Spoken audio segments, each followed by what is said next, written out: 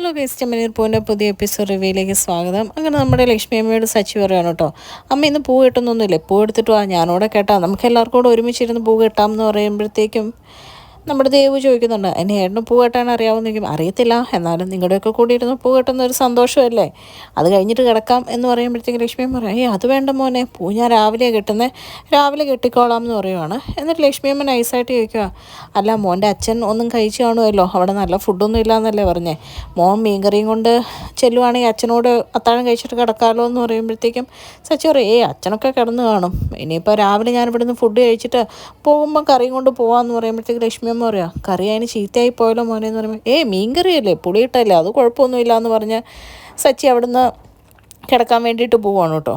ഇതൊക്കെ കാണുമ്പോഴത്തേക്കും ദേവും നമ്മുടെ രേവതിയൊക്കെ അവിടെ നിന്ന് ചിരിക്കുന്നുണ്ട് ലക്ഷ്മി അമ്മയുടെ ഈ പെർഫോമൻസ് ഒക്കെ കാണുമ്പോഴത്തേക്കും. പിന്നെ കാണിക്കുന്ന ഗജാനന്ദനെയാണ് കേട്ടോ.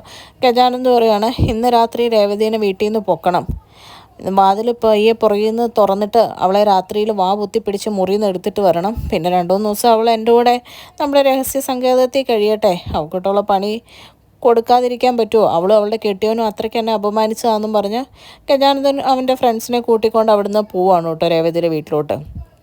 പിന്നെ കാണിക്കുന്നത് നമ്മുടെ ലക്ഷ്മി അമ്മേനാണ്. ലക്ഷ്മി അമ്മ പറയുകയാണ്, എടി എങ്ങനെയും അവനെ പറഞ്ഞു വിടാൻ നോക്കുമെന്ന് പറയുമ്പോഴത്തേക്ക് രേവതി പറയാം, എപ്പോഴും ഈ പറഞ്ഞു വിടുമെന്ന് പറഞ്ഞാൽ ഞാനെങ്ങനെ പറഞ്ഞു വിടാനാ, ഒരു കാര്യം ചെയ്യാം, അമ്മയെന്ന് പറഞ്ഞു വിടുന്ന എന്നും പറഞ്ഞ് സച്ചിയുടെ പായും തലവണ്ണയൊക്കെ എടുത്തുകൊണ്ട് നേരെ സച്ചിയുടെ മുറിയിലോട്ട് പോവാണ് കേട്ടോ. ആ സമയത്ത് ഗജാനന്ദൻ വീണ്ടും വെളിയിലെത്തുമ്പോഴത്തേക്കും ഗജാനന്ദൻ പറയുന്നുണ്ട്, അവർ കിടന്നില്ലാന്ന് തോന്നുന്നു, ലൈറ്റൊക്കെ ഓണാ എന്ന് പറയുമ്പോഴത്തേക്കും സച്ചിയുടെ മുറിയിൽ ചെന്ന് പായൊക്കെ വിരിച്ച് നമ്മുടെ സച്ചിക്ക് എല്ലാം കിടക്കാൻ റെഡിയാക്കി കൊടുക്കുവാണ് കേട്ടോ രേവതി. എന്നിട്ട് ചോദിക്കുന്നുണ്ട്, ജനൽ തുറന്നിടണോ എന്ന് ചോദിക്കുമ്പോഴത്തേക്കും സച്ചി പറയുന്നുണ്ട്, വേണ്ട, ജനൽ തുറന്നിടണ്ട, കൊതുക് കയറും എന്ന് പറയുവാണ് കേട്ടോ. അത് കഴിയുമ്പോഴത്തേക്കും സച്ചിയോട് രേവതി ചോദിക്കുക, ഇന്നലെ ഉറങ്ങിയായിരുന്നോ എന്ന് ചോദിക്കുമ്പോൾ ഞാനൊട്ടും ഉറങ്ങിയില്ല, നീയോ എന്ന് ചോദിക്കുമ്പോൾ രേവതി പറയും, ഞാൻ കുറച്ച് കിടന്നു, അങ്ങനെ ഉറക്കം വന്നില്ല എന്ന് പറയുകയാണ് കേട്ടോ. എന്നിട്ട് രേവതി ചോദിക്കുക, അതെന്താ ഇന്നലെ ഒട്ടും ഉറങ്ങാത്തതെന്ന് ചോദിക്കുമ്പോഴത്തേക്കും, അത് നീ അവിടെ ഇല്ലല്ലോ, അപ്പോൾ അത്രയ്ക്ക് ഇഷ്ടമാണോ എന്നെ എന്നിങ്ങനെ ചോദിക്കുമ്പോഴത്തേക്കും സച്ചി പറയാം, നിന്നോട് വഴക്കുണ്ടാക്കാണ്ട് എനിക്ക് കിടക്കാൻ പറ്റില്ല എന്ന് പറയുമ്പോഴത്തേക്കും രേവതി തിരിച്ചു പറയണം, അപ്പം നിങ്ങൾക്ക് വഴക്കുണ്ടാക്കാനുള്ള ആളാണോ ഞാൻ, എന്താ താരാട്ടുപാട്ട് പോലെ നിങ്ങൾക്ക് എൻ്റെ വഴക്ക് കേട്ടില്ലെങ്കിൽ ഉറങ്ങാൻ പറ്റുമല്ലേ എന്നൊക്കെ ചോദിക്കുവാണ് കേട്ടോ. അത് കഴിയുമ്പോഴത്തേക്കും രേവതിക്ക് ദേഷ്യം പോയി കഴിയുമ്പോൾ രേവതി പറയാം, എങ്കിലും നിങ്ങൾക്ക് എന്നെ കാണാണ്ടും എൻ്റെ സംസാരം കേൾക്കാണ്ടൊന്നും ഉറങ്ങാൻ ബുദ്ധിമുട്ടായല്ലേ എന്ന് ചോദിക്കുമ്പോൾ സച്ചി അതേന്ന് പറയുവാണ് കേട്ടോ. അപ്പോൾ സച്ചിയോട് പറയുവാണ്, എനിക്കും അങ്ങനെ, ഞാനും ഇന്നലെ ഉറങ്ങിയിട്ടൊന്നും ഇല്ല എന്നിങ്ങനെ പറയുവാണ് കേട്ടോ. ആ സമയത്ത് നമ്മുടെ ലക്ഷ്മിയമ്മ വിളിക്കുകയാണ്, രേവതി വാ വന്ന് കിടക്കുക എന്ന് പറഞ്ഞ്. ആ സമയത്ത് നമ്മുടെ രേവതി ഇങ്ങനെ പറയുവാണ്, ഞാൻ പോവാം എന്ന് പറയുമ്പോൾ സച്ചി ചില പിന്നെയും പറയാം, ഞാൻ പോവാന്ന് പറഞ്ഞതെന്ന് പറയുമ്പോഴത്തേക്കും സച്ചി പറയാം, ഇതെന്താ ഈ പോവാന്ന് പറഞ്ഞ് താളം ചവിട്ടിക്കൊണ്ടിരിക്കുന്നത്, ചെല്ല് പോയി കിടന്ന് ഉറങ്ങ് എന്ന് പറയുവാണ് കേട്ടോ. അപ്പോഴത്തേക്ക് രേവതി, ഈ മനുഷ്യനോട് സ്നേഹമൊന്നുമില്ല, എന്നാ തിരിച്ച് വിളിക്കാത്തേ എന്നൊക്കെ ഇങ്ങനെ ഓർക്കുവാണ്. എന്നിട്ട് സച്ചിനെ നോക്കി ഒന്ന് ചിരിച്ച് കാണിച്ചിട്ട് രേവതി അവിടുന്ന് പോവാണ് കേട്ടോ.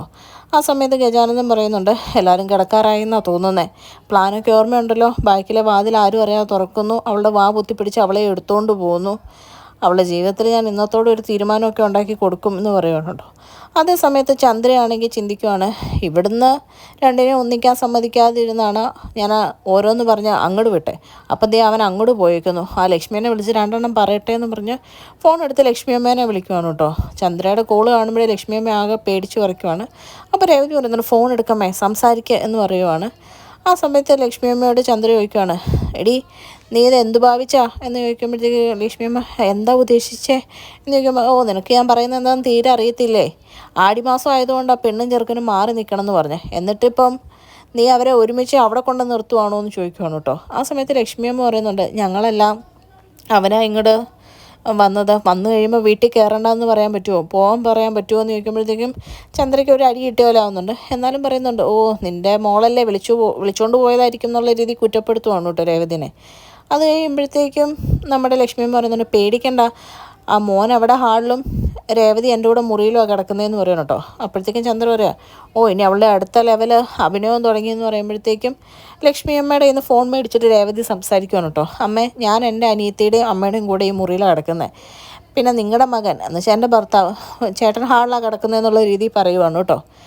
അപ്പോഴത്തേക്കും നമ്മുടെ ചന്ദ്രയോട് പറയുകയാണ്, ഇനിയിപ്പോൾ എന്തെങ്കിലും സംശയം ഉണ്ടെങ്കിൽ സച്ചേട്ടനെ തന്നെ വിളിച്ചു പറഞ്ഞു എന്ന് പറഞ്ഞിട്ട് നമ്മുടെ രേവതി നേരെ ഫോൺ കട്ട് ചെയ്യുവാണ് കേട്ടോ. അപ്പോഴത്തേക്കും ചന്ദ്ര പറയുന്നുണ്ട്, അവൾ അഹങ്കാരി, അവൾ ഫോൺ കട്ട് ചെയ്തു, എന്തായാലും അവൾ ഈ വീട്ടിലോട്ടല്ലേ വരുന്നത്, ബാക്കി ഞാൻ കാണിച്ചു കൊടുക്കാം എന്നിങ്ങനെ പറയുവാണ്. അത് കഴിയുമ്പോഴേക്കും സച്ചി ഇങ്ങനെ ഓരോന്ന് ഓർത്ത് കിടന്നിട്ട് സച്ചി പുതപ്പ് തലവഴി മൂടി അവിടെ കിടക്കുവാണ് കേട്ടോ. പിന്നെ കാണിക്കുന്ന നമ്മുടെ ലക്ഷ്മിയമ്മേനാണ്. ലക്ഷ്മിയമ്മ പറയാം, നീയൊക്കെ കാരണം എൻ്റെ ഉള്ള സമാധാനവും പോയി, ഉറങ്ങാനും പറ്റുന്നില്ല എന്ന് പറയുമ്പോഴത്തേക്കും രേവതി പറയാം, അതിന് അമ്മ എന്തിനാ ഉറങ്ങാതിരിക്കുന്നത്, അമ്മ സമാധാനമായിട്ട് കിടന്നോ, വേണമെങ്കിൽ ഞാൻ ഇച്ചിരി ജീരകവെള്ളം എടുത്ത് തരാം നെഞ്ചെരിയുവാണെങ്കിൽ എന്ന് പറയുകയാണ്. അപ്പോഴേക്കും ലക്ഷ്മി പറഞ്ഞു, നീയൊക്കെ മിണ്ടാ കിടന്നോളാൻ പറയുവാണ്. അത് കഴിയുമ്പോഴത്തേക്കും നമ്മുടെ രേവതി പറയാം, നാളെ രാവിലെ ചിക്കൻ ഉണ്ടാക്കാമെന്ന് പറയുമ്പോഴത്തേക്കും നമ്മുടെ ലക്ഷ്മിയമ്മ പറയാം, ഓ ഇനി രാവിലെ ഫുഡും കഴിച്ചിട്ടാണോ വിടുന്നേ, എങ്ങനെയും അവനെ പറഞ്ഞു വിടാൻ നോക്കുമെന്ന് പറയുമ്പോഴേക്കും രേവതി എഴുന്നേറ്റിരുന്നിട്ട് ചൂടാവുകയാണ് കേട്ടോ. അമ്മ ഇത് എന്ത് പറഞ്ഞോ, വന്നപ്പോൾ തൊട്ട് തുടങ്ങിയതാണല്ലോ, സച്ചിയാനെ പറഞ്ഞു വിടുക എന്നും പറഞ്ഞാൽ എന്നാൽ ഇനി എപ്പം പോയി അമ്മ പറ എന്ന് പറയുമ്പോഴത്തേക്ക് ലക്ഷ്മിയമ്മ രണ്ടുപേർക്കിട്ട് ഓരോ അടി കൊടുക്കുവാണ്.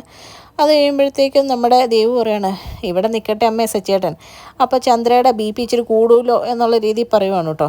അത് കഴിയുമ്പോഴത്തേക്കും ദേവും രേവതിയും കെട്ടിപ്പിടിച്ച് കിടക്കുവാണ്.